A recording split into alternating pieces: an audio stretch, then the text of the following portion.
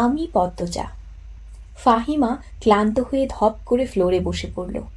হাত থেকে লাঠি পড়ে গিয়ে মৃদু আওয়াজ তুলে। তার শরীর ঘেমে একাকার। কপালের বিন্দু বিন্দু ঘাম হাতের তালু দিয়ে মুছে বার কয়েক জোরে জোরে নিঃশ্বাস ফেলল। এরপর চোখ তুলে সামনে তাকালো। রিমান্ডে কোনো পুরুষই টিকতে পারে না, সেখানে একটি মেয়ে আজ 4 দিন ধরে রিমান্ডে।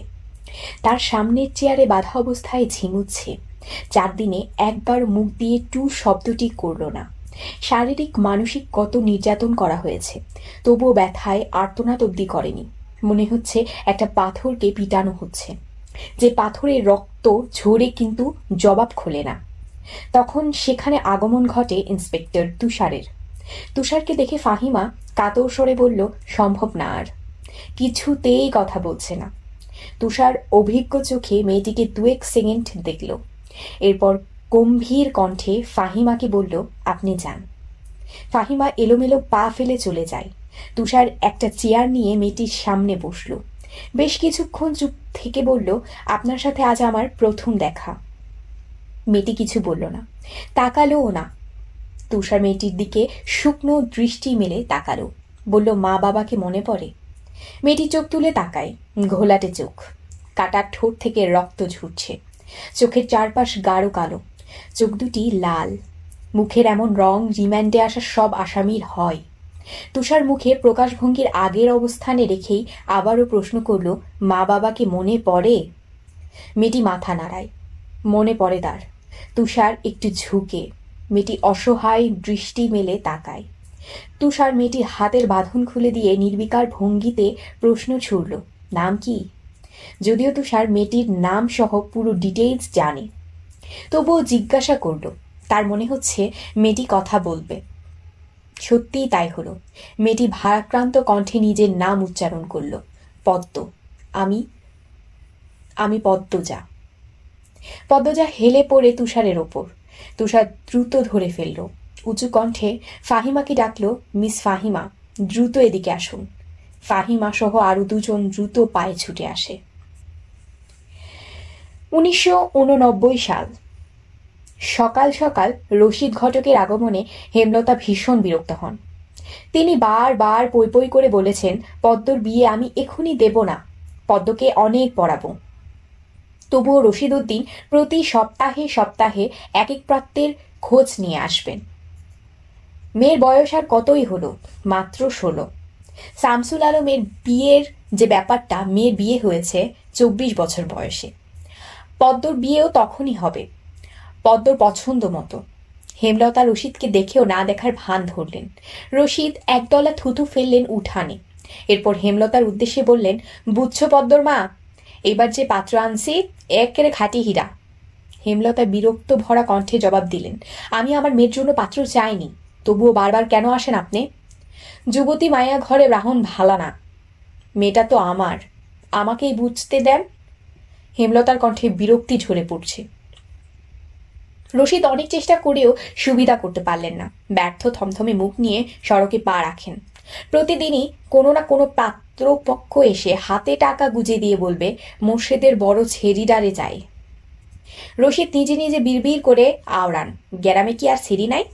একটা সিঁড়িরে কেন সবার চোখে পড়তে হইব? চাইলেই কি সব পাউন যায়? পূর্ণা স্কুল জামা পরে পদ্মজাকে ডাকল, আপা, এই আপা, স্কুলে যাবি না? আপা রে। পদ্মজা পিটপিট করে চোখ খুলে কোনো মতে বলল, না। পরপরই চোখ বুজে ঘুমে তলিয়ে পড়ে। পূর্ণা নিরাশ হয়ে মায়ের রুমে আসে, আমা, আপা কি স্কুলে যাইব না? হেমলতা বিছানা ছাড়া রেখে পূর্ণার দিকে কড়া চোখে তাকান। রাগী স্বরে বললেন, যাইব কি? যাবে বলবি। পূর্ণা মাথা নত করে ফেলল। হেমলতা কড়া আদেশ, মেয়েদের পড়াশোনা করাচ্ছি, অশুদ্ধ ভাষায় কথা বলার জন্য নয়, শুদ্ধ ভাষায় কথা বলতে হবে। পূর্ণাকে মাথা নত করতে দেখে হেমলতা তৃপ্তি পান। তার মেয়েগুলা মান্যতা চিনে খুবই অনুগত। তিনি বিছানা ঝাড়তে ঝাড়তে বললেন, পদ্ম শরীর ভালো না, সারা পেট ব্যথায় কাঁদছে, থাকুক ঘুমাক। পূর্ণার কিশোরী মন বুঝে যায় পদ্মজা কিসের ব্যথায় কেঁদেছিল। সে রাতে নানা বাড়ি ছিল বলে জানতো না, ভোরেই চলে এসেছে। নানা বাড়ি হেঁটে যেতে 5 মিনিট লাগে। পূর্ণাকে চুপচাপ দাঁড়িয়ে থাকতে দেখে হেমলতা বললেন, তুই যা, মাথা নিচু করে যাবি, মাথা নিচু করে আসবি। আচ্ছা আম্মা। পূর্ণা রুমে এসে আয়নার সামনে দাঁড়ালো। নিজেকে খুঁটিয়ে খুঁটিয়ে দেখল। এরপর গত মাসে মেলা থেকে আনা লাল লিপস্টিক গাঢ় করে ঠোঁটে মাখে। 14 বছরের পূর্ণার ইদানিং খুব সাজতে ইচ্ছে করে। হেমলতা সেজেগুজে স্কুলে যাওয়া পছন্দ করে না বলে পূর্ণা আগে লিপস্টিক মাখেনি। টিন দেয়ালের কাঠের ঘড়ির কাঁটায় সকাল 10টা বাজল মাত্র। এখনো পদ্মজা উঠল না। হেমলতা মেয়েদের রুমে ঢুকেন। পদ্মজা 2 হাত ভাঁজ করে ঘুমাচ্ছে। জানালার পর্দা ভেদ করে আসা আলতো পেলবো রোদ্দুরের স্পর্শে পদ্মজার মসৃণ পাতলা ঠোঁট, ফর্সা ত্বক চিকচিক করছে। হেমলতা বিসমিল্লাহ বলে 3 বার ফু দেন মেয়ের ঝুড়িরে। গুরুজনরা বলেন মায়ের নজর লাগে বেশি, নজর কাটাতে বিসমিল্লাহ বলে ফু দিতে হয়। হেমলতার মায়া লাগছে পদ্মজার ঘুম ভাঙাতে, তবুও আদরে গলায় ডাকলেন, পদ্মজা, এই পদ্ম। পদ্মজা চোখ খুলে মাকে দেখে দ্রুত উঠে বসে। যেদিন ঘুম থেকে উঠতে দেরি হয় সেদিনই হেমলতা ডেকে তোলেন। পদ্মজা অপরাধী কণ্ঠে প্রশ্ন করল, বেশি দেরি হয়ে গেছে আম্মা? সমস্যা নেই, মুখ ধুয়ে খেতে আয়। পদ্মজা দ্রুত কলপারে গিয়ে ব্রাশ করে মুখ ধৌত করে। হেমলতা শিক্ষকের মেয়ে, তাই তার মধ্যে নিয়মনীতির প্রভাব বেশি। মেয়েদের শক্তপোক্ত নিয়মে রেখে বড় করেছেন। পদ্মজা রান্নাঘরে ঢুকে দেখল প্লেটে খাবার সাজানো। সে মৃদু হেসে প্লেট নিয়ে টেবিলে গিয়ে বসল। তখন হেমলতা আসে। পদ্ম দ্রুত ওড়না দিয়ে মাথা ঢাকে।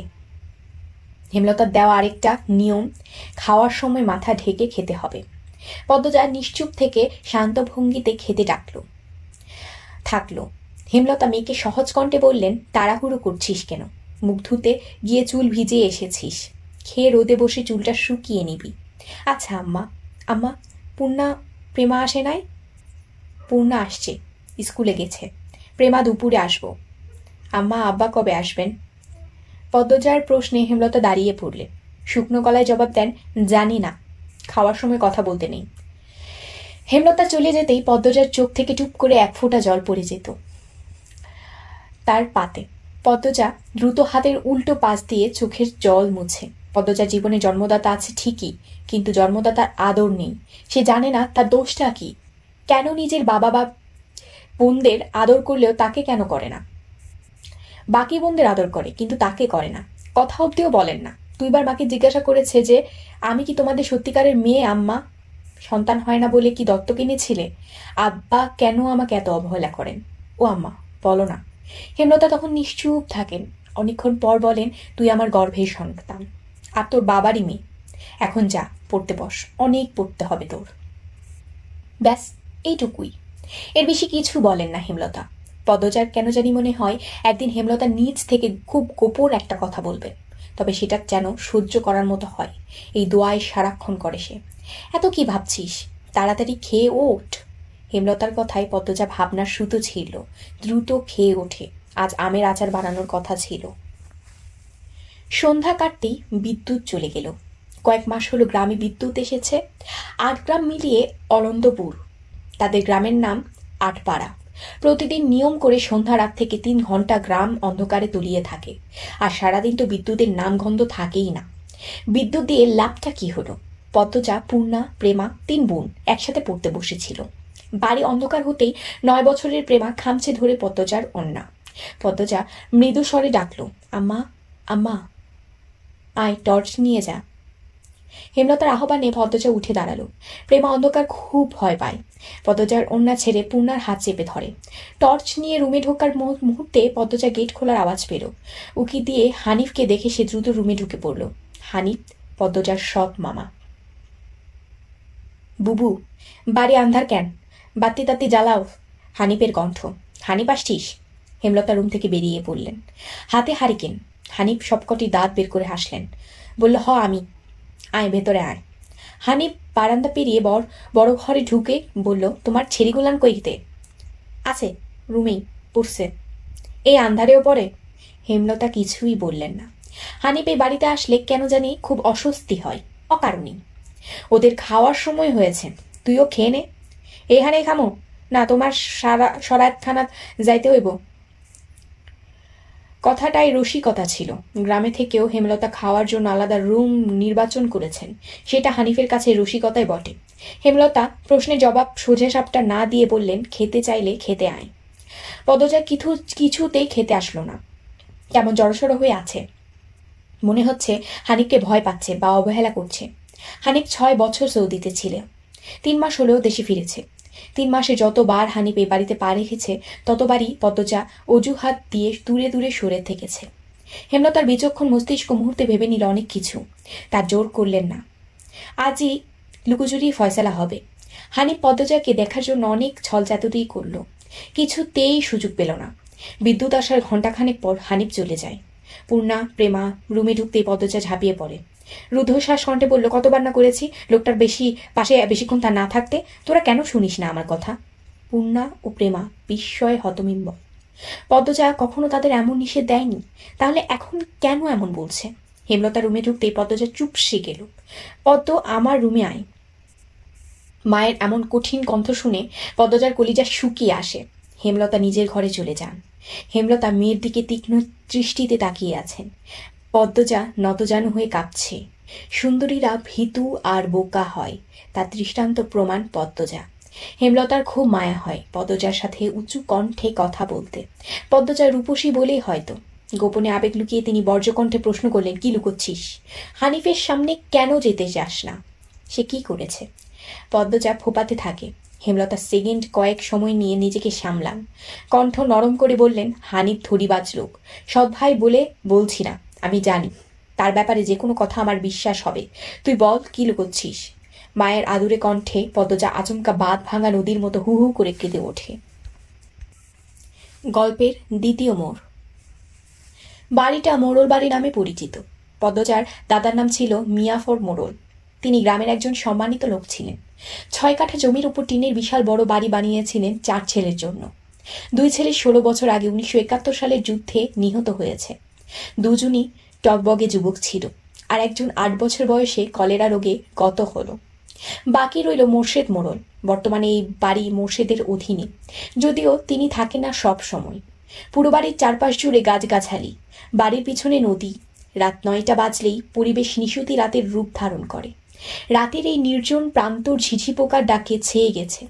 ঝিঝি পোকার সাথে পদ্মজার ভাঙা কণ্ঠ মিলেমিশে ভৌতিক পরিবেশ সৃষ্টি করেছে। মনে হচ্ছে কোনো আত্মা তার ইহজীবনে না পাওয়া কোনো বস্তুর শোকে এমন মরাসুর ধরেছে। হেমলতা পদ্মজাকে টেনে পাশে বসান। পদ্মজা ডান হাতের উল্টো পাশ দিয়ে চোখের জল মুছে হেমলতাতে একটু বলল, মামা সৈদিতে যাওয়ার আগের দিন আমাদের সবার দাওয়াত ছিল না নানা বাড়িতে? খালামুনি ভাই বোনেরা এসেছিল। সেদিন ঢাকা থেকে যাত্রার লোক আসছিল স্কুলে, মনে আছে আম্মা? আছে। উঠোনে ধপ করে একটা আওয়াজ হলো। হেমলতা পদ্মজা কেঁপে উঠল।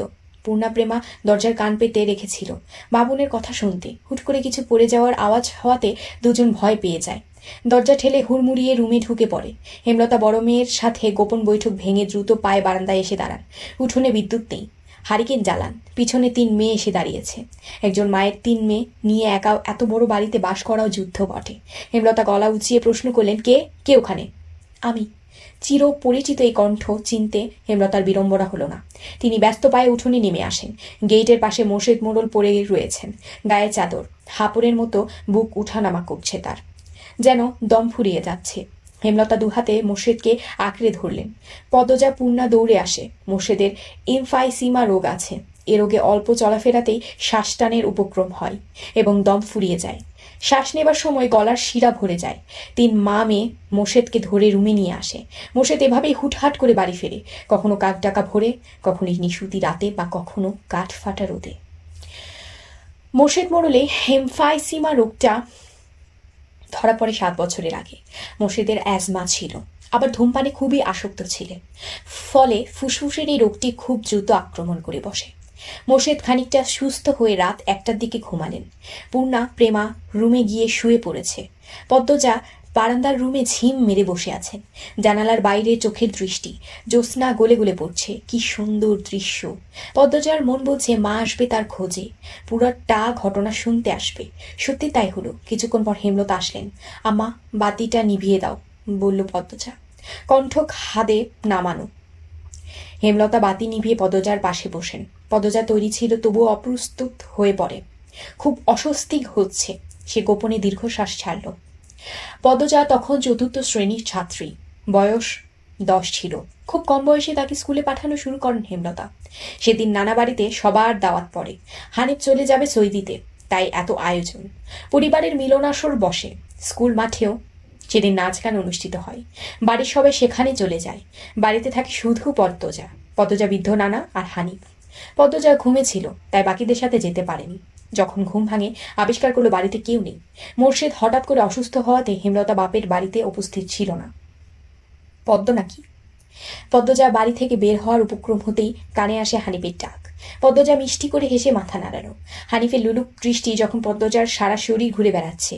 এইটুকু মেয়ের ফর্সা চামড়া বিকৃত মস্তিষ্কের হানিফকে যেন বড্ড টানে। আয় তো, আমার ঘরে আয়। সহজ সরল শিশুসুলভ পদ্মজা মামার ঠাকে সাড়া দিল।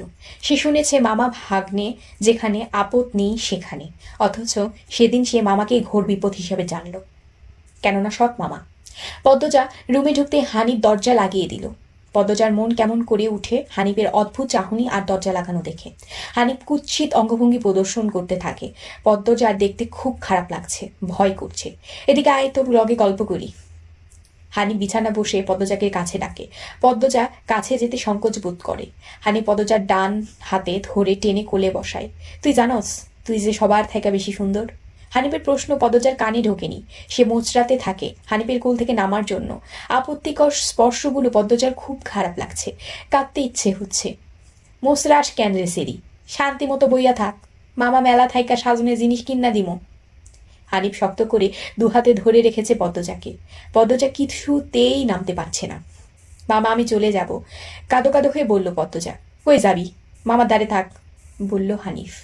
হানিফের শক্তপোক্ত হাতের সংস্পর্শ শুধু অস্বস্তি দিচ্ছে না, স্পর্শকাত জায়গাগুলো ব্যথায় পিষিয়ে উঠছে। পদ্মজা কেঁদে উঠে ভেজা কণ্ঠে বলল, বাড়ি যাব আমি, ব্যথা পাচ্ছি মামা। হানিফ হাতের বাঁধন নরম করে আদুরে গলায় বলল, আচ্ছা আর ব্যথা দিতাম না, কান্দিস না। পদ্মজা চট করে কুল থেকে নেমে পড়ে। হানিফকে তার আজরাইল মনে হচ্ছে। মায়ের কাছে সে আজরাইলের অনেক গল্প শুনেছে। আজরাইল যখন জান নিতে আসবে তখন শরীরে খুব কষ্ট অনুভব হবে। এই মুহূর্তে যেন ঠিক তেমনই অনুভব হলো। তাহলে তার হানিফ মামায় আজরাইল? পদ্মজা দরজা খুলতে পারবে না, তাই হানিফকে ভীত কণ্ঠে অনুরোধ করলো, মামা দরজা খুলে দাও। কেন, আমি তোরে যাইতে গইছি? হানিফের কর্কশ কণ্ঠের ধমকে পদ্মজা ভয়ে কেঁপে উঠল। তার চোখ পেয়ে জল পড়তে থাকে।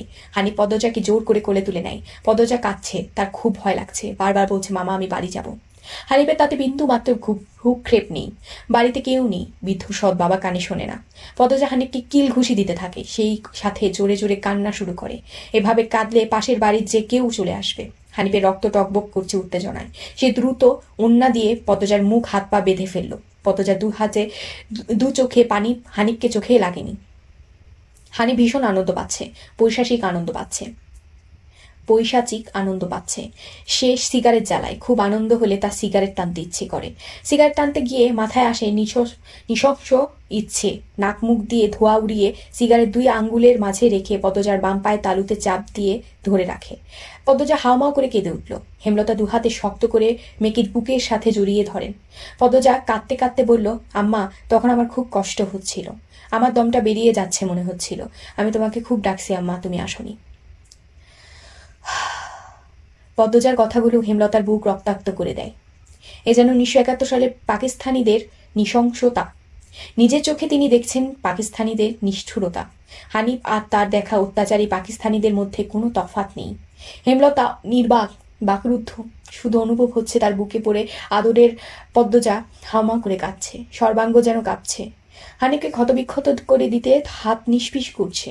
সেদিন একটুর জন্য পদ্মজা ধর্ষণ হয়নি। বাড়িতে সবাই ফিরে এসেছিল। পদ্মজা পোড়া স্থানের যন্ত্রণা সহ্য করতে না পেরে অচেতন হয়। বাকিটুকু আর পদ্মজাকে বলতে হয়নি, হেমলতা জানেন। পদ্মজার গা কাঁপিয়ে জ্বর আসে। 21 দিন বিছানায় ছিল। ততদিনে হানিফ দেশ ছেড়ে চলে যায়। পদ্মজা ভয়ে লজ্জায় ঘটনাটি কাউকে বলেনি। পায়ের পোড়া দাগ দেখে যখন হেমলতা প্রশ্ন করেছিল পায়ে এমনভাবে পুড়ল কিভাবে, পদ্মজা সহজ জবাব দিয়েছিল, চুলার কাছে গিয়েছিল, চুলার লাকড়ির আগায় পা লেগেছিল। কথাটা পদ্মজা সাজিয়ে রেখেছিল, সাথে অনেক যুক্তি, তাই মিথ্যা বলতে একটুও কাঁপেনি। পুরো ঘটনাটা পদ্মজার বুকে তাজা হয়ে আছে। এই 6 বছরে লুকিয়ে কতবার কেঁদেছে সে। সব সময় চুপ করে কোথাও বসে থেকেছে। হেমলতা মেয়ের নিশ্চুপতা দেখে মাথা ঘামানি, কারণ পদ্মজা ছোট থেকে চুপচাপ ছিল। কিন্তু আজ হেমলতা খুব আফসোস হচ্ছে, নিজেকে অপরাধী মনে হচ্ছে। তিনি ভেবেছিলেন তার 3টা মেয়ে তার কাছে খোলা বইয়ের মতো, চাইলেই পড়া যায়। বিশেষ করে পদ্মজাকে বাড়ির পেছনে নদীর বুক দিয়ে তরতর করে বয়ে যাওয়া ছচ্ছল টলটলে পানির মতো মনে হতো, যার জীবন অস্বচ্ছ বলতে কিছু নেই, সবই সাদামাটা সহজ সরল। অথচ পদ্মজার জীবনে কত বড় দাগ জলজল করে জ্বলছে, কত বড় ঘটনা লুকিয়েছিল। মেয়েরা কথা লুকিয়ে রাখার সীমাহীন ক্ষমতা নিয়ে জন্মায়, কথাটা নিজের মেয়েদের ক্ষেত্রে মাথায় আসেনি। পদ্মজা শান্ত হলে হেমলতা বললেন, পাটা দেখি। পদ্মজা বা পা বিছানায় তুলল। হেমলতা পদ্মজার পা কোলে নিয়ে পোড়া দাগটারে দেখেন মনোযোগ দিয়ে। রক্ত টকবক করে ওঠে, রন্ধে রন্ধে হিংস্রতা যেন লুটোপুটি খাচ্ছে। এই পোড়া দাগ হানিফের রক্ত দিয়ে মুজব, কথাটি কত সহজ করে বলেছেন হেমলতা। তবুও পদ্মজা কেঁপে উঠল। কি যেন ছিল কথাটিতে। শরীরে পশম দাঁড়িয়ে পড়ে। হেমলতা বারান্দায় রুম ছেড়ে বড় ঘরে ঢোকেন। মিনিট কয়েক পর রামদা ছুরি হাতে নিয়ে উঠোনে যান। উঠোনের একপাশে শক্ত পাথর আছে, ছুরিটা পাথরে ঘষতে থাকেন সাবধানে। ঘষতে ঘষতে পাথর গরম হয়ে আগুনের স্ফুলিঙ্গ দেখা দেয়, মানে ধার হয়ে গিয়েছে। পদ্মজা বারান্দা থেকে দেখছে, অজানা আশঙ্কায় তার বুক কাঁপছে। হেমলতা বারান্দা পেরিয়ে রুমে ঢুকতে যাবে, তখন পদ্মজা উৎকণ্ঠিত গলায় ডাকলো, আম্মা। আন্নার চাচার এক মেয়ে নিখোঁজ শুনেছিস তো বড়দের মুখে? সে মেয়ে ধর্ষণের পর পুঁতে ফেলেছে। অলন্দপুরের এই একটি মানুষই এতটা নৃশংস। আমি তখন ঢাকা পড়তাম, বাড়ি এসে জানতে পারি ঘটনা। আমার অনুরোধ আর কান্নায় আমি সেদিন মুখ খুলিনি। এত বড় পাপ চেপে যায়, সেই শাস্তি আমি ধীরে ধীরে পাচ্ছিলাম। আজ পুরোপুরি পেয়ে গেলাম, আমার পাপের শাস্তি শেষ হয়েছে। হেমলতা কথা শেষ করে জায়গা ত্যাগ করলেন। কি ধারালো প্রতিটি বাক্য! হেমলতার মুখ দিয়ে যেন আগুনের স্ফুলিঙ্গ বের হচ্ছে। পদ্মজার মস্তিষ্ক শূন্য হয়ে পড়ে। আপা, স্কুলে যাবা না? পূর্ণা পদ্মজাকে জিজ্ঞাসা করল। যাব, তাড়াতাড়ি করো। তাড়া দিয়ে পূর্ণা বাড়িতে ঢুকল। পদ্মজা বাড়ির পিছনের নদীর ঘাটে উদাসীন হয়ে বসে আছে। এই নদীর নাম মাদিনী, ছদ্মনাম। গ্রীষ্মকালে বিদায়ের 3 সপ্তাহ চলছে। এখন বর্ষাকাল। মাদিনী জলে কানায় কানায় ভরে উঠেছে। সে যেন স্রোতহীনী। ঘোলা জলের একটানা স্রোত বয়ে যায় সাগরের দিকে। উজান থেকে ভেসে আসছে ঘন সবুজ কচুরিপানা। পদ্মজার এই দৃশ্য দেখতে বেশ লাগে। নিষ্পলক চোখে তাকিয়ে আছে মাদিনীর স্বচ্ছ জলের দিকে। মাদিনীর বুকের উপর দিয়ে এক লঞ্চ যাচ্ছে। লঞ্চ দেখে 1 মাস আগের ঘটনা মনে পড়ল তার। সেদিন রাতে হেমলতা ছুরি ধার দিয়ে রুমে ঢুকে গেলেন। পদ্মজা কাপা পায়ে রুমে ঢুকে বিছানায় শুয়ে পড়ে। কিছুক্ষণের মধ্যে ঘুমিয়ে পড়ে। এরপর তিনি স্কুল থেকে বাড়ি ফিরে নামাজ পড়ে খেতে বসলো। তখন হিমেল হন্তদন্ত হয়ে বাড়িতে ঢোকে। হিমেল হচ্ছে হেমলতার ছোট ভাই। আপা, এই পদ্ম, আপা কই? হিমেলের কণ্ঠ। কি হয়েছে মামা? জবাব দিল পদ্মজা। পদ্মজার প্রশ্ন অপেক্ষা করে হেমলতাকে হিমেল ডাকলো, আপা, এ আপা। হেমলতা বাড়ির পিছন থেকে ব্যস্ত পায়ে হেঁটে আসেন। কি হয়েছে? হিমেল হেমলতাকে দেখে হাউমাউ করে কেঁদে উঠল। আপা, ভাইজান খুন হইছে, রাইতে কে জানি মাইরা ফেলছে রে আপা। হিমেল কাঁদতে কাঁদতে হাঁটু ভেঙে বসে পড়ল। পদ্মজা তাৎক্ষণিক সন্দিহান চোখে মায়ের দিকে তাকালো। হেমলতাকে দেখে মনে হলো তিনি চমকেছেন, অথচ তার চমকানোর কথা ছিল না। নাকি হিমেলের সামনে অভিনয় করলেন। পূর্ণা পেমাকে ওদিক থেকে আসতে দিস না পদ্ম, আমি আসছি। হেমলতা বাড়ির বাইরে মিলিয়ে যান। হিমেল পাশে খুঁড়িয়ে খুঁড়িয়ে হাঁটছে। ছেলেটা বোকাশোকা, জন্মগত প্রতিবন্ধী। 22 বছরের হিমেল এখনো শিশুদের মতো আচরণ করে। কথায় কথায় খুব কাঁদে। সেখানে তার ভাই খুন হয়েছে। 1 মাস তো প্রতিদিন নিয়ম করে কাঁদবে। পদ্মজা রাতেই ভেবেছিল এমন ঘটনা ঘটতে পারে, তবুও এখন ভয় পাচ্ছে খুব। পুলিশকে এসেছে, মাকে কি ধরে নিয়ে যাবে ভাবতে গিয়ে পদ্মজার বুক ধক করে উঠল। গ্রামের কাছেই শহর, থানা। পুলিশ নিশ্চয়ই চলে এসেছে। পদ্মজা ধপ করে মাটিতে বসে পড়ল। সে ঘামছে খুব। নাক মুখ গলা ঘেমে একাকার হয়ে যাচ্ছে। পূর্ণার খুনের কথা শুনে খুব ভয় পেয়েছে। তার মনে হচ্ছে সেও খুন হবে। খুব বেশি ভীতু পূর্ণা। পদ্মজার শরীর কাঁপতে থাকে। চোখে ভাসছে হেমলতাকে পুলিশ শিকল দিয়ে বেঁধে নিয়ে যাচ্ছে। তার খুব কান্না পাচ্ছে। তার সময় নষ্ট না করে তড়িঘড়ি করে উঠিয়ে দাঁড়ালো পদ্মজা। মাথায় ওড়না আঁচল টেনে নিয়ে পূর্ণার উদ্দেশ্যে বলল, প্রেমারে দেখে রাখিস বোন। বাড়ি ভর্তি মানুষ, আরো মানুষ আসছে। হেমলতা মানুষজনকে ঠেলে হানিফের লাশের সামনে গিয়ে দাঁড়ালেন। তখন ফর্সা রঙের দুইজন মহিলা ঝাঁপিয়ে পড়ে তার উপর।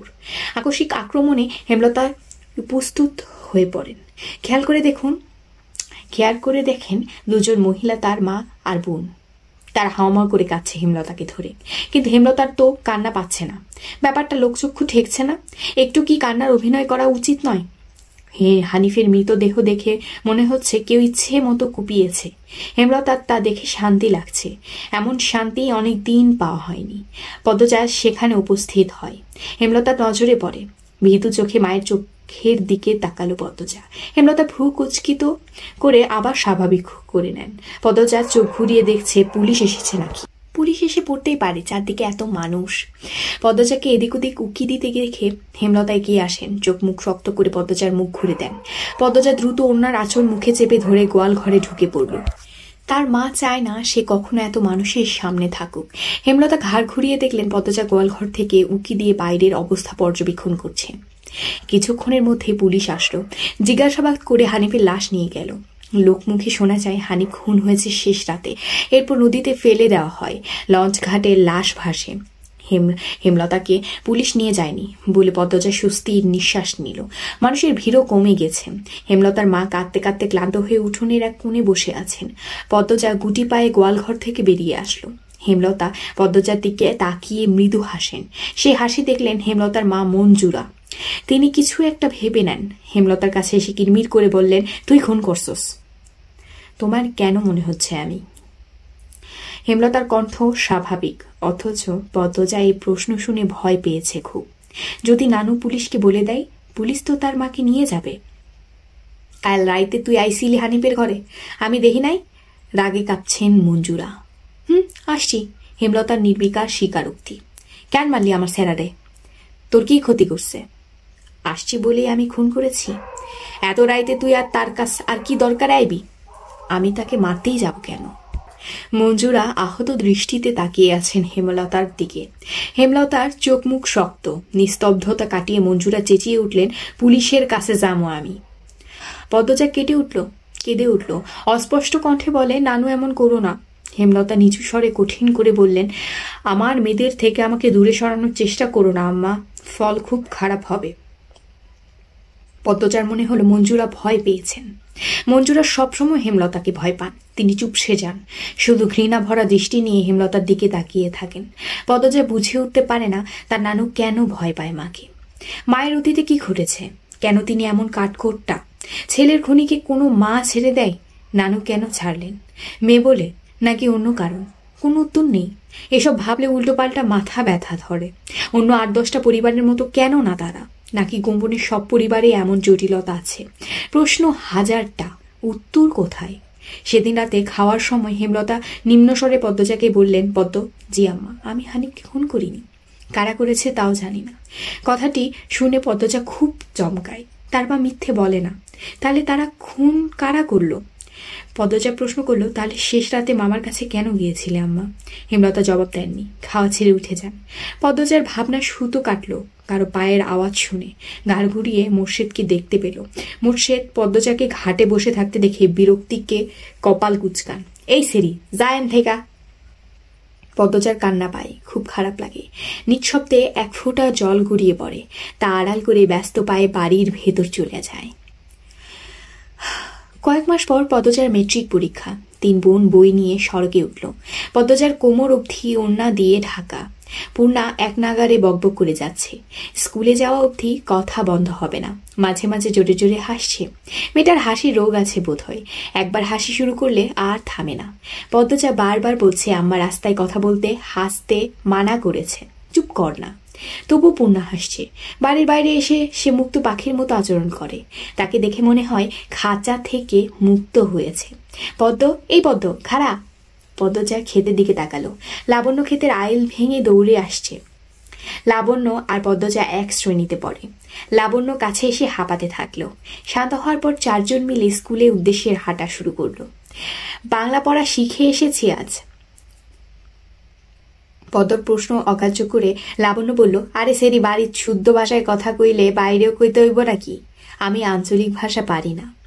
লাবণ্য অসন্তোষ প্রকাশ করল। সে অরন্দপুরের মাতব্বর বাড়ির মেয়ে, তাদের বাড়ি সবাই শিক্ষিত, তবুও তারা আঞ্চলিক ভাষায় কথা বলে, পরিবারের 2-3 জন সদস্য ছাড়া। আর পদ্মজা 14 গোষ্ঠী মূর্খ, 2-3 জন ছাড়া, তবুও এমন ভাব করে আঞ্চলিক ভাষা নাকি পারে না। সত্যিই আমি পারি না। ছোট থেকে আম্মা শুদ্ধ ভাষা শিখিয়েছেন, উনিও বলেন, তাই শুদ্ধ ভাষা কথা বলতেই আরাম পাই। পূর্ণা তো পারে, আমার চেষ্টা করতে ইচ্ছে হয় না। আচ্ছা বাদ দে, শোন, কাল আমরা বাড়ির নায়ক নায়িকারা আসবো। পূর্ণা বিগলিত হয়ে প্রশ্ন করলো, কেন আসবো? কোন নায়ক? শুটিং করতে, ছবি শুটিং। পদ্মজা এসবে কোনো আগ্রহ দেখাচ্ছে না। পূর্ণা খুব আগ্রহ বোধ করছে। সপ্তাহে একদিন সুমিতের বাড়িতে সাদা কালো টিভিতে সে ছায়াছবি দেখতে যায়, তাই অভিনয় শিল্পীদের প্রতি তার আগ্রহ আকাশ ছোঁয়া। পূর্ণা গদগদ হয়ে প্রশ্ন শুনল, কোন নায়ক নায়িকা? বল না লাবণ্য আপা। দাঁড়া মনে করি। পূর্ণা কৌতূহল নিয়ে তাকিয়ে আছে। লাবণ্য চোখ বুঝে মনে করার চেষ্টা করলো। এরপর মনে হতেই বলল, লিখন শাহ আর চিত্রা দেবী। তুমি আমার ছবির নায়ক নায়িকা? হ। স্কুলের যাওয়ার পুরোটা পথ লাবণ্য আর পূর্ণা ছায়াছবি নিয়ে আলোচনা করল। মূল বক্তব্যে ছিল লিখন শাহ। এখন পরের সারিতে যাই, অর্থাৎ পরের সারির গল্প বলবো। দিনটাকে পদ্মজার অলক্ষণে মনে হচ্ছে। সকালে উঠে দেখলো লাল মুরগিটার একটা বাচ্চা নেই। নিশ্চয় শিয়ালের কারবার। রাতে মুরগি খোপের দরজা লাগানো হয়নি। আর এখন আবিষ্কার করলো দেয়ার ঘড়িটার কাঁটা ঘুরছে না। ঘড়িটা রাজধানী থেকে হানি খালামনি দিয়ে পাঠিয়েছিল। গ্রামে খুব কম লোকই হাত ঘড়ি পরে। দেয়াল ঘড়ি হাতে গোনা 2-3 জনের বাড়িতে আছে। পদ্মজা সূর্যের দিকে তাকিয়ে সময়ের আন্দাজ করার চেষ্টা করলো। পূর্ণা, প্রেমা দুপুরে খেয়েই ঘুম দিয়েছে।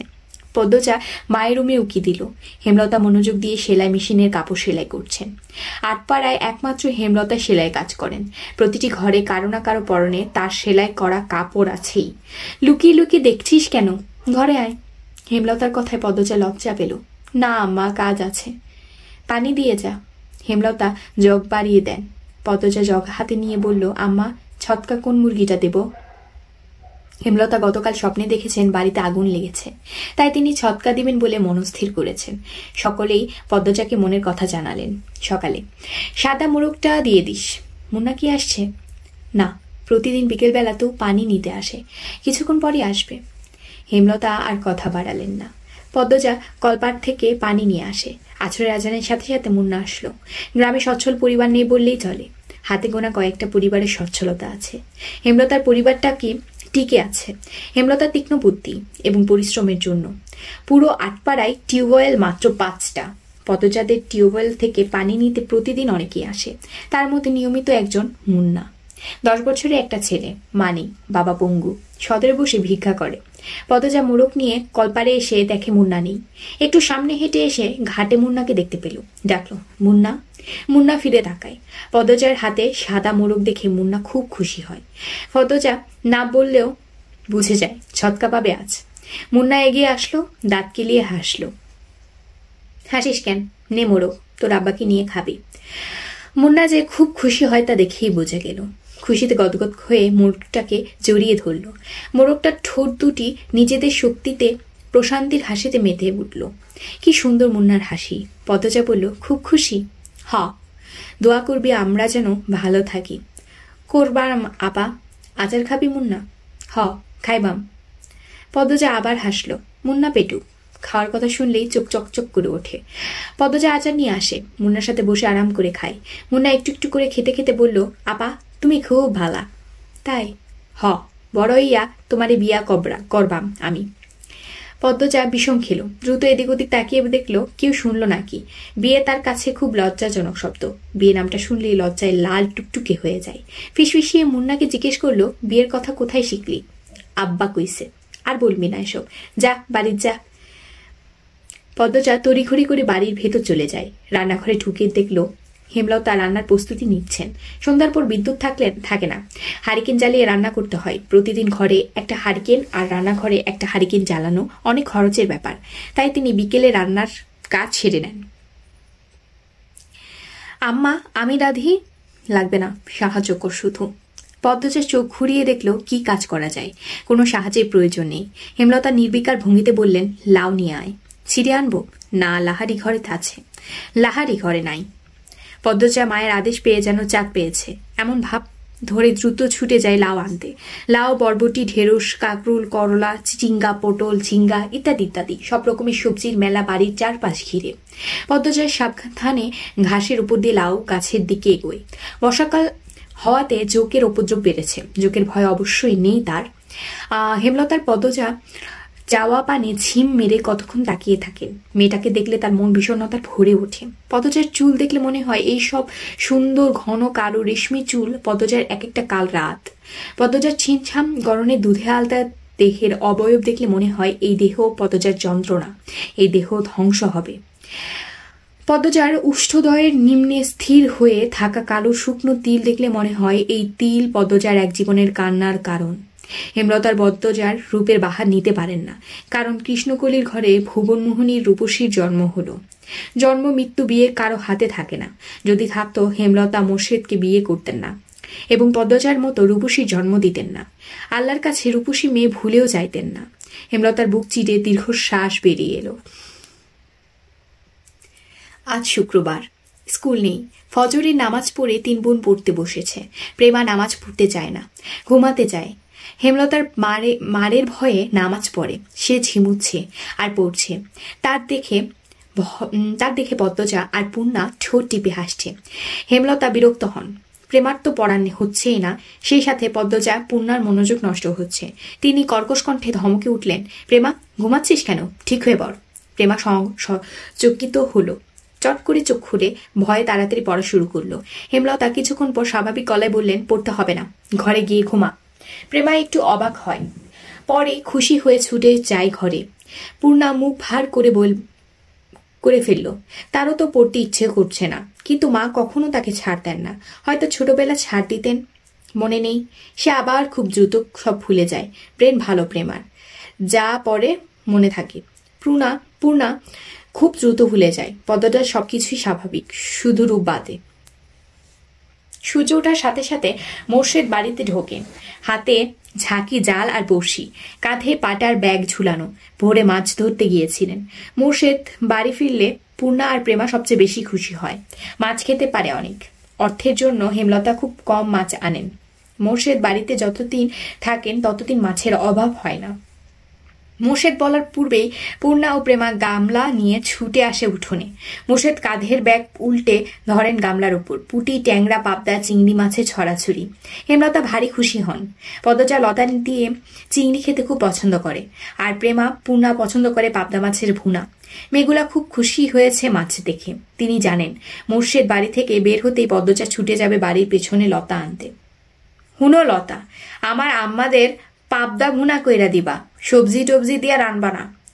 আব্বা, আপনি বাড়িতে থাকবেন, তাইলে তো প্রতিদিনই মাছ খেতে পারি। মোর্শেদ আর চোখে পদ্মজাকে একবার দেখে তীক্ষ্ণ চোখে হেমলতার দিকে তাকান। এরপর পূর্ণাকে জবাব দিলেন, কোনো রকম অশান্তি না হইলে তো থাকবামি। গামছা নিয়ে তিনি কলপারে চলে যান। পদ্মজার মুখটা ছোট হয়ে যায়। প্রতিবার বাড়ি ছাড়ার পূর্বে মোর্শেদ পদ্মজাকে রাগে কটু কথা শোনান। তখন হেমলতা মোর্শেদকে শাসান। ফলস্বরূপ মোর্শেদ বাড়ি ছাড়েন। মোর্শেদ নাকি বাড়ি ফিরলা কতদিন। মোর্শেদ গোসল ছেড়ে রোদ পোহাচ্ছিলেন।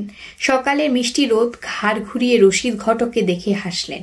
আরে মিয়া চাচা, আহেন আহেন, পূর্ণারে চেয়ার আয়না দে, খবর কি? পূর্ণা চেয়ার এনে দিল। রশিদ একতলা থুতু উঠোনে ফেলে চেয়ারে বসলেন আরাম করে। প্রেমাকে উঠানে খেলতে দেখে ফরমায়েশ দিলেন, এই মায়া যা পানি লইয়া আয়, অনেকক্ষণ ধইরা দমডা আটকাইয়া আসি। প্রেমা পানি নিয়ে আসে। রশিদ পানি খেয়ে মোর্শেদকে বললেন, খবর তো বালাই, বাবা সেরিডারে কি বিয়া দিবা না? 2 বছর যাক, পড়তাছে যখন, ম্যাট্রিকটা পাশ করুক, কি কন? মেজোডা না বড়রা, তোমার বউ তো মুরিজের লাহান, কোনো বাইও রাজি হয় না, তুমি বোঝোছেন। পাত্র খাটে ইরা, বাপ দাদার জমিদারি আছে। মোর্শেদ আর চোখে হেমলতা এবং পদ্মজার উপস্থিত পর্যবেক্ষণ করলেন। নেই তারা। তিনি জানেন পদ্মজার উপর কোনো রকম জবরদস্তি তিনি করতে পারবেন না। হেমলতা তা হতে দেবেন না। এসব তো আর বাইরে মানুষের সামনে বলা যায় না। মোর্শেদ রশিদ ঘটককে নরম গলায় বললেন, থাকুক না, পড়ুক। মায়ে যখন চায় সেরি পড়ুক, তাহলে পড়ুক। রশিদ নিরাশ হলেন, ভেবেছিলেন মোর্শেদ রাজি হবে। তিনি মেয়ের শ্বশুর বাড়িতে ছিলেন, এরপর বড় অসুখে পড়লেন, তাই মোর্শেদ বাড়ি ফিরেছে শুনেও আসতে পারেননি। আজ একটু আরামবোধ হতেই ছুটে এসেছেন অনেক আশা নিয়ে, কিন্তু মোর্শেদের জবানবন্দিতে তিনি আশাহত হলেন। কটমটে গলায় বললেন, যুবতী ঘরে রাহন বালা না, যখন বংশে কালি পড়ব তখন বুঝবা। হুনো মোর্শেদ, এই বয়সী মায়াদের স্বভাব চরিত্র বেশি দিন বালা তাই না, পাপ কামেদের চারপাশে গুড় গুড় করো, বেলা তাইতে জামাই দইরায় দেওন লাগে, বুঝাইছ? তোমার বোর্ডে বুঝাও। রশিদ পাত্রে অনেক প্রশংসা করলেন, জমি জমা বাড়ি ঘর সবকিছু বাড়াবাড়ি রকমের বর্ণনা দিলেন। ফলে মোর্শেদের মস্তিষ্ক কাজ করা শুরু করলো। রশিদ ঘটক যেতেই তিনি হেমলতার পাশে গিয়ে বসেন, ইনিয়ে বিনিয়ে পদচার বিয়ে কথা তোলেন। হেমলতা সাপ নাকচ করে দেন। তিনি শান্ত কণ্ঠে বুঝিয়ে দেন পদচার বিয়ে তিনি দিচ্ছেন না, তার মোর্শেদকে পদচার ব্যাপারে নাক গলাতে না করেছেন। শেষ কথাটা বেশ কঠিন করে বলেন, আগে বাপ হও, পরে বাপের কাজ করতে আসবা। মোর্শেদের তিরিক্ষি মেজাজ, তিনি রান্নাঘর ছেড়ে বেরিয়ে পড়েন। রগে রগে রাগ টকবক করছে। পদ্মজাকে বারান্দায় দেখে তিনি ঝাঁঝালো কণ্ঠে বলে, সেরি যখন রূপ দিয়া নটি হইব তখন আমার ঠ্যাংও ফাইবা না, এই সেরি মজা বুঝাইব। পদ্মজার চোখ বেয়ে জল গড়িয়ে পড়ে। হেমলতা রান্নাঘর থেকে বের হলেন মোর্শেদকে কিছু কঠিন কথা শোনাতে। পদ্মজা তখন দৌড়ে আসে, হেমলতার হাতে ধরে রান্নাঘরে ভেতরে নিয়ে যায়। মোর্শেদ যতক্ষণ বাড়িতে থাকে তারও খুব ভালো লাগে। পূর্ণা প্রেমা কত খুব খুশি থাকে, বাড়িটা পরিপূর্ণ লাগে। সে চায় না তার বাবা ঝগড়া করে রাগ নিয়ে বাড়ি ছেড়ে চলে যাক। হেমলতা রাগে এক ঝটকায় মেয়ের হাত ছড়িয়ে দেন, তার সহ্য না হয় মোর্শেদকে। মানুষের কথা দ্বারা নিয়ন্ত্রিত হওয়া বদমেজাজি একজন মানুষ মোর্শেদ। ভালোটা কখনো বোঝে না, মানুষের কথায় নাচে, সারাক্ষণ মস্তিষ্কে একটা ব্যাকেরই পূজা করে, মানুষ কি বলবে। মসুল ধারে বৃষ্টি হচ্ছে, মাথার উপর বৃষ্টি নিয়ে মোর্শেদ বাড়ি ফেরেন। মুখ দেখে বোঝা গেল তিনি খুব খুশি। হেমলতাকে ডেকে বললেন, 1 মাসের লাইগা ঘরটা সাইরা লাহারি ঘরে উইঠা পড়ো। কিসের দরকারের জন্য? শুটিং করার লাইগা। মাতব্বর বাড়ি যারা আইছে তারার বুলি আমাগোর বাড়ি তাদের পছন্দ হইছে, বিরাট অঙ্কের টেগা দিব কইছে। আমিও কথা দিয়ে আইছি, কাইলি উইত্যা কইতে আইছি। হেমলতা বিরক্ত হতে গিয়েও পারলেন না, সত্যি অর্থের খুব দরকার। পদ্মজার সামনে মেট্রিক পরীক্ষা, কত খরচ, কলেজে পড়াতে ঢাকা পাঠাতে হবে। তিনি মোর্শেদকে বললেন, টাকার ব্যাপারটা নিয়ে আমার সাথে আলোচনা করতে বলবা, নয়তো জায়গা দিব না। আরে বলো আমনি, এখন সব গুছাইয়া লাও। পূর্ণা আড়াল থেকে সব শুনেছে। 7 দিন হয়েছে লিখন শাহ চিত্রদেবী এই গ্রামে এসেছে, অথচ সে দেখতে পারল না। হেমলতা যেতে অনুমতি দেননি। পূর্ণা নামাজের দোয়ায় খুব অনুনয় করেছে আল্লাহকে, যেন লিখন শাহ আর চিত্রাদেবীকে সচক্ষে দেখতে পারে। আর এখন শুনল তাদের বাড়িতে নাকি আসছে ওরা। পূর্ণার মনে হচ্ছে সে খুশিতে মরেই যাচ্ছে। এ মগা, আমাকে 1 কাপ চা দাও তো। মগা ঝড়ের গতিতে চা নিয়ে আসে। লিখন চিত্রার পাশে চেয়ারটায় বসলো। এরপর মগাকে বলল, দারুণ চা করো তো তুমি। মগা কাচুমাচু হয়ে হাসলো। ভাবে বোঝা গেল প্রশংসা শুনে সে ভীষণ লজ্জা পেয়েছে। চিত্রা মগার ভাবভঙ্গি দেখে হেসে উঠল। চিত্রা হাসলে মগা মুগ্ধ হয়ে দেখে। মাতব্বর বাড়ির কামলা সে। চিত্রনায়ক লিখন শাহ এবং চিত্রনায়িকা চিত্রাদেবীর সেবা করার দায়িত্ব মগা দেয়া হয়েছে। মগা এতে ভীষণ খুশি। চিত্রার সুন্দর মুখশ্রীর সামনে সব সময় থাকতে পারবে ভেবে চিত্রা বলল, তোমার ভাইয়ের নাম জানি কি বলেছিলে? 4 ফুট উচ্চতার মগা উৎসাহ নিয়ে জবাব দিল, মদন। চিত্রার হাসি পায়, অনেক কষ্টে চেপে রাখলো। মগা মদন কারো নাম হয়? শুটিংয়ের মাঝে হুট করে আকাশ ভেঙে বৃষ্টি নামে, তারই আপাতত শুটিং স্থগিত আছে। সবাই বারান্দায় বসে বৃষ্টি দেখছে, হাতে সবার রং চা। ডিরেক্টর আবুল জাহেদ দারুণ খিচুড়ি রান্না করেন। বৃষ্টি দেখেই তিনি রান্নাঘরে ঢুকেছেন। আচ্ছা মগা, এই বাড়ির 2টা মেয়ে কোথায়? আসার পর একবার এসেছিল, এরপর তো আর এলো না। চিত্রা প্রশ্ন করলো। মগা বলল, ওই যে লাহারি ঘর, ওই ডাক আছে। লাহারি ঘর মানে কি? মগার বদলে লিখন বলল, এই যে ঘরের অর্ধেক জুড়ে ধান রাখা হয় আর অর্ধেক জায়গায় চৌকি থাকে কামলাদের জন্য, এই ঘরকে লাহারি ঘর বলে। এখানে বোঝা গেছে? চিত্রা চমৎকার করে হাসলো। বোঝা গেছে। মগা বৃষ্টি কমলে লাহারি ঘরে যাব, ঠিক আছে? আচ্ছা আপা। এই লিখন যাবা? ওই তো সামনেই, আলসেমি করো না। মগা হৈ হৈ করে উঠল, না না, বেড়া লইয়া যাওন যাইতো না, বাড়ির মালিকের মানা আছে। লিখন মগার না করার ভাব দেখে ভীষণ অবাক হলো।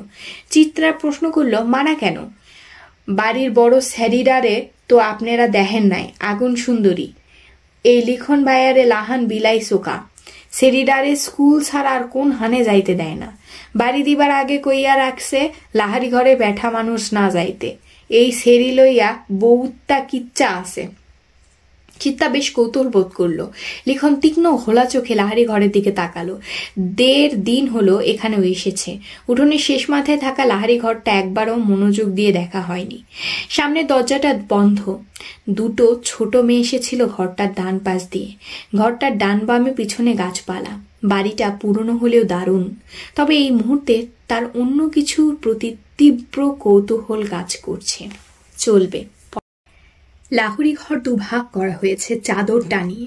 এক পাশের চৌকিতে হেমলতা এবং মোর্শেদ থাকেন, অন্য পাশের চৌকিতে পদ্মজা, পূর্ণা ও প্রেমার দখলে। লাহারি ঘরের পেছনে দরজা আপাতত প্রধান দরজা হিসাবে ব্যবহৃত হচ্ছে। পেছনে অনেক কচু গাছ ছিল। হেমলতা মোর্শেদকে নিয়ে জায়গা খালি করেছে। এরপর সেখানে মাটির চুলা তৈরি করা হয়েছে। বড় সড়কে ওঠার জন্য ঝোপঝাড় কেটে সরু করে পথ করা হয়েছে। এতে মোর্শেদের সাহায্য ছিল না। হেমলতা 2 মেয়েকে নিয়ে একাই করেছেন। শুটিং দলে অনেক পুরুষ। পদ্মজাকে ভুলেও তাদের সামনে নিয়ে আসা যাওয়া করতে দেওয়া যাবে না। হেমলতার মাঝে মাঝে ইচ্ছে করে পদ্মজার মুখ পুড়িয়ে দিতে। পরক্ষণে নিজের উপর ঘৃণা চলে আসে। কি করে নিজের মেয়ের প্রতি এমন মনোভাব আসতে পারে? অথচ পদ্মজার হাতে সুচ ফুটলে হেমলতার মনে হয় নিজের শরীরে আঘাত লেগেছে। কি জন্য এত টান পদ্মজার প্রতি? ভেতরে ভেতরে হেমলতা এই প্রশ্নের উত্তর জানেন, শুধু প্রকাশ পায় না, না জানার ভান ধরে থাকেন। আম্মা, আজ আমি রাধি। পদ্মজার প্রতিদিনের প্রশ্ন। হেমলতা রাখতে দিবেন না জানা সত্ত্বেও পদ্মজা প্রতিদিন অনুরোধ করে। হেমলতার বিপদ আপদ ছাড়া পদ্মজাকে রান্নাঘরে পাঠান না। সোনা শরীরে মাটির চুলার কালি লাগাতে হেমলতার মায়া লাগে।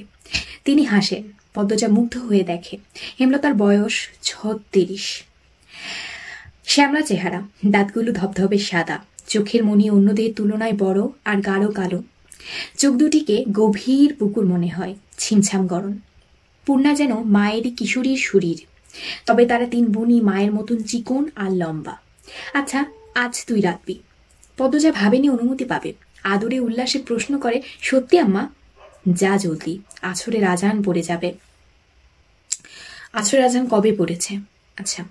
পদ্মজা রান্নার প্রস্তুতি নিতে গিয়েছে। পূর্ণা আর প্রেমা হিজল গাছের নিচে পাটি বিছিয়ে লুডু খেলছে। প্রেমা বাটপারি করে। এ নিয়ে কিছুক্ষণ পরপর তাদের মধ্যে তর্ক হচ্ছে। সকালে বৃষ্টি হয়েছে। রান্না করতে গিয়ে পদ্মজা ভেজা পাটির সোদা গন্ধ পেল। কি সুন্দর অনুভূতি। মোর্শেদ পদ্মজাকে রাত্রে দেখে কপাল কুঁচকে ফেললেন। ঘরে ঢুকে হেমলতাকে মেজাজ দেখিয়ে প্রশ্ন ছুড়ে দিলেন, এই সেরি রান্দে কেন? হেমলতা নির্লিপ্তভাবে জবাব দেন, আমি বলেছি। কতদিন কইছি এই সেরির হাতে রান্ধন আমারে না খাওয়াইতে? মোর্শেদের কঠিন স্বর পদ্মজার কানে আসে। মুহূর্তে খুশিটুকু ফাটা বেলুনের মতো চুপসে যায়। সে জানে এখন ঝগড়া হবে শুরু। তার আম্মা আব্বার অনুচিত কথাবার্তা মাটিতে পড়তে দেন না। তার আগেই জবাব ছুড়ে দেন, খেতে ইচ্ছে না হলে খাবা না? রাত বেলা না খাইয়া থাকবাম আমি? খাবার রেখেও যদি না খেতে চাও সেটা তোমার সমস্যা। আমি বা আমার মেয়ে কেউই না করিনি। মোর্শেদ কিছু নোংরা কথা শোনাতে প্রস্তুত হন। হেমলতা সেলাই মেশিন রেখে উঠে দাঁড়ান। তিনি যেন বুঝে গিয়েছেন মোর্শেদ কি বলবেন। আঙ্গুল তুলে শাসিয়ে মোর্শেদকে বলেন, একটা নোংরা কথা উচ্চারণ করলে আমি আজ তোমাকে ছাড় দেব না। পদ্ম তোমার মেয়ে, আল্লাহ সইবে না। নিজের মেয়ে সম্পর্কে এত নোংরা কথা কোনো বাবা বলে না। মোর্শেদ নোংরা কথাগুলো হজম করে নিলেন, তবে কিরমির করে বললেন, পদ্ম আমার সেরি না, পদ্ম তোমার মেয়ে। আর একটা কথাও না। বাড়িতে অনেক মানুষ, নিজের বিকৃত রূপ লুকিয়ে রাখো। মোর্শেদ দমে যান। চৌকিতে বসে বড় করে নিঃশ্বাস ছাড়েন। চোখের দৃষ্টি অস্থির। পদ্মজার জন্মের পর থেকেই হেমলতার রূপ পাল্টে গেছে। কিছুতেই এই নারীর সাথে পারা যায় না। অথচ একসময় কত মেরেছেন হেমলতাকে। হেমলতার পিঠে, উরুতে, ঘাড়ে এখনো মারের দাগ আছে। সময় কোনো জাদু বলে হেমলতাকে পাল্টে দিল। জানা নেই মোর্শেদের। রাতের একটা শুট করে সবাই বিশ্রাম নিচ্ছিল। চিত্রা তখন কথায় কথায় জানালো, লাহারি ঘরে গিয়েছিলাম। মগা যে মেয়েটার কথা বলেছিল তাকে দেখতে। চিত্রার কথায় লিখন আগ্রহ পেল না। চিত্রা কখনো কোনো মেয়ের প্রশংসা করে না, খুঁত খুঁজে বের করতে ভালো জানে, নিজেকে খুঁতহীন সেরা সুন্দরী মনে করে। মেয়েটার নাম পদ্মজা। মগা পুরো নাম জানি কি? চিত্রা মগার সাথে কথা বললে মগা খুব লজ্জা পায়, এখন পেল। লাজুক ভঙ্গিতে জবাব দিল, উম্মে পদ্মজা। ও হ্যাঁ, উম্মে পদ্মজা। চিত্তার পাশ থেকে সেলিনা পারভীন প্রশ্ন করলেন, কি নিয়ে আলাপ হচ্ছে? সেলিনা পারভীন চলমান চিত্রে চিত্রার মায়ের অভিনয় করছেন। চিত্রা বলল, এই বাড়ির মালিক যিনি, ওনার বড় মেয়ের কথা বলছি। এমন সুন্দর মুখ আমি দুটি দেখিনি। মেয়েটার মুখ দেখলে বুকের ভেতর নিকষিত বিশুদ্ধ ভালো লাগার জন্ম হবে। এত শ্রী ভগবান দিয়েছেন মেয়েটাকে। লিখন সহ উপস্থিত সবাই অবাক হলো। চিত্রার মুখে কোনো মেয়ের প্রশংসা অবিশ্বাস্য। সবাইকে অবাক হয়ে তাকাতে দেখে চিত্রা বিব্রত বোধ করলো। গলার জোর বাড়িয়ে বলল, সত্যি বলছি, সন্ন্যাসী ছাড়া কোনো পুরুষ এই মেয়েকে উপেক্ষা করতে পারবে না। পদ্মজাকে নিয়ে বেশ খানিকক্ষণ আলোচনা চলল। আগ্রহ বেশি লিখনের ছিল। যখন শুনল পদ্মজার 16 বছর, সে দমে গেল। ছোট মেয়ে, হয়তো এমন বয়সী বেশিরভাগ মেয়েরা স্বামীর ঘরে থাকে, তবুও লিখনের পদ্মজাকে খুব ছোট মনে হচ্ছে। তার একটা বোন আছে 16 বছরের, এখনো 2 বেনি করে স্কুলে যায়। কত ছোট দেখতে! লিখন আন মনে হেসে উঠল। হিজল গাছের নিচে দাঁড়িয়ে আছে পদ্মজা। রাতে জোনাকি পোকা চারদিকে। পদ্মজা প্রায় রাতে মুগ্ধ হয়ে দেখে জোনাকি পোকাদের। মনে হয় দল বেঁধে হারিকেন দেখে নিয়ে নাচছে তারা। তবে এই মুহূর্তে রাতের এই সৌন্দর্য পদ্মজার মনে ঢুকতে পারছে না। পদ্মজা ঠোঁট কামড়ে কাঁদছে, চোখ দুটো জ্বলছে খুব। মোর্শেদ রান্না খারাপ হয় অজুহাতে থালা ভর্তি ভাত তরকারি ছুঁড়ে ফেলেছে পদ্মজার মুখে। চোখে ঝোল পড়েছে। তা নিয়ে হেমলতার সেকির রাগ। মোর্শেদ অবশ্য চুপ ছিলেন, তিনি তো রাগ মিটিয়ে ফেলেছেন, তার তর্ক করে কি হবে? পদ্মজা তাকালো। হেমলতা ভেজা কণ্ঠে প্রশ্ন করলেন, খুব জ্বলছে রে মা? পদ্মজা জবাব দিতে পারল না, ঠোঁট ভেঙে কেঁদে উঠল। মা ছাড়া পৃথিবীতে আর কেউ নেই তার। মায়ের আদর ছাড়া কারো আদর পাওয়া হয়নি। সবাই তার দোষ খোঁজে। হেমলতার বুক চিরে দীর্ঘশ্বাস বেরোলো।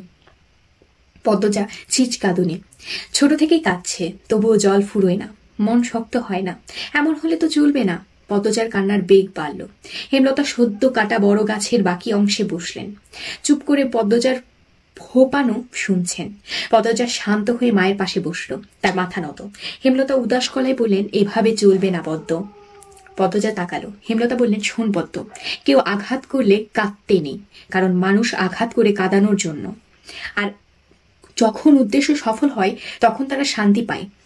সে আঘাত করলো, তাকে কেন শান্তি দিবি? শক্ত থাকবি, বুঝিয়ে দিবি তুই এত দুর্বল নয়। যারে তারে পাত্তা দিস না। হাজার কষ্টেও কাঁদবি না। কান্না সাময়িক সময়ের জন্য মন হালকা করে, পুরোপুরি নয়। সে তোকে আঘাত করবে, তুই তোর চাল চলন দিয়ে ছিন্ন ভিন্ন করে দিবি তাকে। তখন তার মুখটা দেখে তোর যে শান্তিটা হবে সেটা কান্না করার পর হবে না। এই শান্তি স্থায়ী।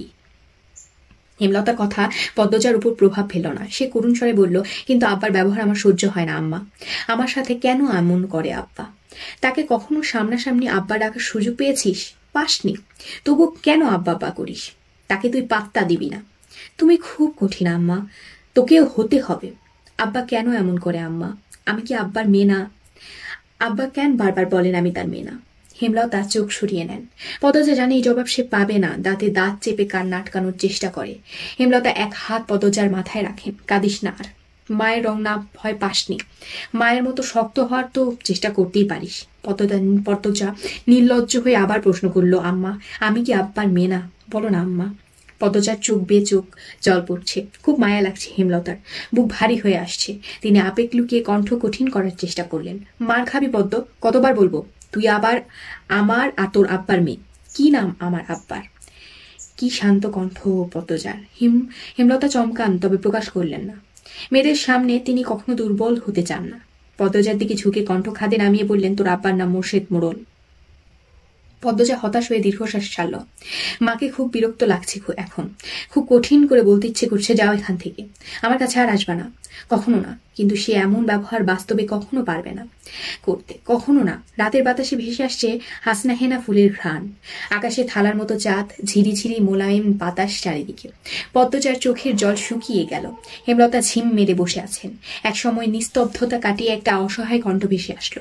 মায়েরা তাদের জীবনের গোপন গল্প সন্তানদের বলতে পারে না রে পদ্ম। পদ্মজা তাকালো। হেমলতা ছলছল চোখে তাকিয়ে আছেন। পদ্মজার কান্না পেল। মানুষটাকে এত নরম রূপে মানায় না। পদ্মজা আশ্বস্ত করে বলল, আমি আর কখনো জানতে চাইবো না আম্মা। শুটিং দলের একজনও বাড়িতে নেই। সবাই স্কুলে মাঠে গিয়েছে। কয়দিন ধরে নদীর ঘাটে যেতে না পেরে তৃষ্ণার্ত হয়ে উঠেছে পদ্মজা। এই সুযোগ হাতছাড়া করা যায় না। হেমলতার অনুমতি নিয়ে সে ঘাটে চলে আসলো। ঘাটে সিঁড়িতে বসলো। কয়েক সেকেন্ড পর টের পেল গান বাজছে কোথাও। গানের সুর অনুসরণ করে কয়টা সিঁড়ি নেমে আসে। ঘাটের বাম পাশে বাঁধা নৌকায় একজন পুরুষ বসে আছে, হাতে রেডিও। গানের উৎস তাহলে এখানেই। পদ্মজা বিব্রত বোধ করছে। উল্টো দিকে ঘুরে ব্যস্ত পায়ে লাহারি ঘরে চলে আসে। পদ্মজা এত দ্রুত ফেরাতে হেমলতা প্রশ্ন করে, কেউ ছিল? পদ্মজা মাথা নাড়ালো। হেমলতা চিন্তিত স্বরে প্রশ্ন শুনলেন, কিছু বলেছে? দেখতে পেয়ে কেমন? না আম্মা, কিছু বলেনি। আমাকে দেখেনি। মাথার চুল ঝাঁকড়া, মুখ খেয়াল করেনি। এটাই তো লিখন সাহ, নায়ক। পূর্ণা পুলকিত হয়ে বলল। হেমলতা আর কিছু বললেন না। পূর্ণা সারাক্ষণ শুটিং দলটার আশেপাশে ঘুরঘুর করে। হেমলতা বিরক্ত হয়ে পূর্ণাকে কড়া নিষেধ করেছেন আর না যেতে। যদি যায় মার একটা মাটিতে পড়বে না। পূর্ণা ভয় পেয়েছে, কিন্তু লিখন সাহ চিত্রাদেবী জুটিটা এত ভালো লাগে তার যে শুটিং না দেখলে দম বন্ধ লাগে। তাই সে চুপিসারে টিনে একটা ছিদ্র করেছে। হেমলতা সেলাই মেশিন লাহারি ঘরের পেছন বারান্দায় রেখেছেন। সারাক্ষণ সেখানেই থাকেন। সে সময় পূর্ণা ছিদ্র থেকে উকি দেয়, শুটিং দেখে। পূর্ণাকে সবসময় দেখতে দেখে পদ্মজার আগ্রহ জাগলো। সে উকি দিল। ঝাঁকড়া চুলের মানুষটা একজন অতি সুন্দরী মেয়েকে কোলে তুলে নিয়েছে। দৃষ্টি মোহময়, প্রেমময় গানের সুরধ্বনি বাড়ি চলে। ক্যামেরা ধরে রেখেছেন কেউ কেউ। গানের শুটিং বোধ হয়। পদ্মজা অদ্ভুত অনুভূতি অনুভব করলো, লজ্জা পেল, চোখ সরিয়ে নিল। রাতে ঝড় এসেছিল। যদি এটা পরের পার্ট, আবার একটা রাতে ঝড় এসেছিল। লাহারি ঘরের পেছনের তৈরি পথ বন্ধ হয়ে গেছে গাছের ভাঙা ডালপালা দিয়ে। মোর্শেদ রাতে বাড়ি ফেরেননি। হেমলতার একার পক্ষে সম্ভব নয় পথ খালি করার। তাই পদ্মজা পূর্ণা স্কুল থেকে বাড়ির সামনে দিয়ে ফিরছিল। উঠোনে শুটিং দলের সবাই ছিল। পদ্মজা মাথা নত হয়ে থেমে থেমে কাঁপতে থাকে। পথ শেষই হচ্ছে না, মাথায় ঘোমটা টানা। অনেকে নজরে পদ্মজা চলে আসলো। মিলন নামে একজন পূর্ণাকে ডাকলো, এ পূর্ণা। পূর্ণা দাঁড়ালো, সাথে পদ্মজা শুটিং দলটার দিকে তাকাচ্ছে না। মিলন পদ্মজার দিকে চোখ স্থির রেখে পূর্ণাকে প্রশ্ন করলো, পাশের মেয়েটা কে? প্রথম দেখছি। আমার বড় আপা। আপন? মিলন ভারী আশ্চর্য হয়ে বলল, 10 দিন হলো এখানে আসার। কখনো পূর্ণা প্রেমা ছাড়া কোনো মেয়েকে দেখতে পেলাম না। চোখে পড়ল না, কণ্ঠ শোনা যায়নি। তাই বড় বোন বলাতে সে খুব অবাক হলো। পূর্ণা হেসে বলল, আপন। মিলন বিড়বিড় করে বলল, চেহারার তো মিল নেই। সবাই বলে, আচ্ছা যাও। দু বোন লাহারি ঘরে চলে আসলো। পদ্মজা হাঁপ ছেড়ে বাঁচল। ভেতরটা এত কাঁপছিল, অনেক মানুষের পা দেখেছে। চোখ তুলে মানুষগুলোর মুখ দেখার সাহস হয়নি, তবে ইচ্ছে হয়েছিল চোখ তুলে তাকাতে। বিকেলে হাজেরা আসলো, সবুর মিয়ার স্ত্রী। সবুর দিনরাত গাঁজা খেয়ে পড়ে থাকে, বউ বাচ্চাদের খোঁজ রাখে না। হাজেরা এর বাড়ি ওর বাড়ি এটা ওটা চেয়ে নেয়, এরপর 2 বাচ্চা নিয়ে খায়। পদ্মজার খুব মায়া হয় হাজেরার প্রতি। হাজেরা আসতেই হেমলতা পদ্মজার উদ্দেশ্যে প্রশ্ন ছুড়লেন, লাউ গাছে কয়টা লাউ দেখেছিস? 9টা আম্মা। পূর্ণা কই? ওরে বলো 2টা লাউ হাজেরাকে দিয়ে দিতে। কাঁচা মরিচও দিতে বলবি। পদ্মজার মুখে কালো আধার নেমে আসে। হেমলতা পদ্মজার মুখ দেখে বুঝতে পারেন পূর্ণা বাড়িতে নেই, টিভি দেখতে গেছে, তাই না? পদ্মজাকে দ্বিধাগ্রস্ত হতে দেখে হয়ে গেল। বিব্রতভাবে বলল, আম্মা আমাকে বলে গেছে। তুই ওর অভিভাবক? একটু শরীরটা ভালো লাগছে বলে শুয়েছি, অমনি সুযোগ লুটে নিয়েছে। আম্মা আমার দোষ। পূর্ণারে কিছু বলো না। পদ্মজার ভেজা কণ্ঠ হেমলতা রাগ উড়িয়ে দিল। তিনি অন্যদিকে মুখ করে শুয়ে বললেন, হাজেরারে নিয়ে যা, ঘোমটা টেনে যাবি। বেগুন বেশি হলে কয়টা দিয়ে দিস। পদ্মজার মন ভরে গেল। তার মা এত বেশি উদার, কখনো কাউকে ফিরিয়ে দেন না। সামর্থ্যের মধ্যে আরো কি বেশি কিছু দেওয়ার মতো থাকলে তিনি কার্পণ্য করেন না।